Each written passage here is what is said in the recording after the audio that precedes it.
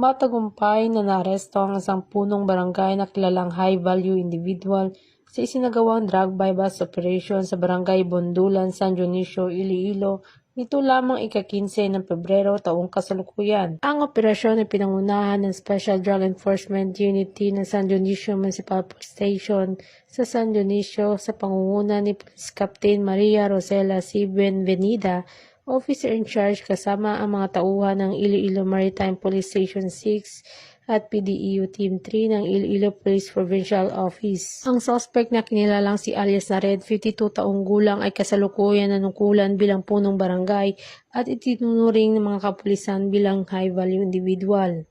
Nakumpiska ang 12 plastic sachet ng hinirang shabu, bypass money at iba pang non-drug items.